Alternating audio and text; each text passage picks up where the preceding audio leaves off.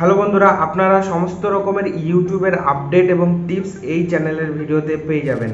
আজকের ভিডিওতে আমি থাম্বনেল রিলেটেড 2024-এর একটা বড় আপডেট বলতে চলেছি, যেখানে আপনি যদি একজন ইউটিউবার হন তাহলে আপনার জানা জরুরি, এবং আপনি যদি এই বিষয়টা জানেন তাহলে অবশ্যই আপনি আনন্দিত হবেন, কারণ এটা আপনার উপকারের জন্যই ইউটিউব এই সিস্টেমটা চালু করেছে।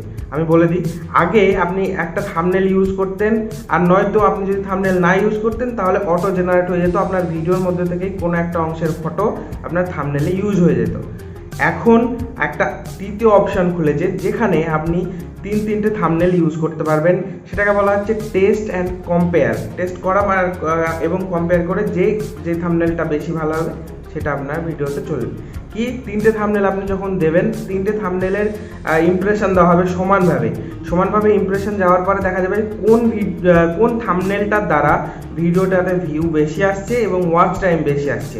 যেই থাম্বনেলটায় ওয়াচ টাইম এবং ভিউ বেশি দেবে সেই থাম্বনেলটাই আপনার ভিডিওর মেন থাম্বনেল হিসেবে থেকে যাবে, আর বাকি দুইটা থাম্বনেল কি হটিয়ে দেওয়া হবে। তো এটা ছিল একটা বড় আপডেট আপনাদের জন্য, যারা অনেক সময় দেখা যাচ্ছে আমার থাম্বনেলটা ভালো হলো না, তো ভিডিওটা ভালো চলবে না, তারপর তিনটে থাম্বনেল বানালে একটা না একটা তো ভালো হবেই।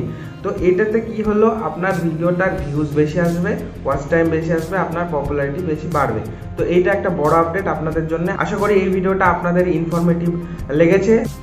তো প্লিজ, যদি ভিডিও ভালো লেগে থাকে তাহলে একটা লাইক কমেন্টস করে যাবেন, আর যদি চ্যানেলে নতুন হয়ে থাকেন তো সাবস্ক্রাইব করে যাবেন। দেখা হবে নেক্সট ভিডিওতে। আজকের মতো টাটা।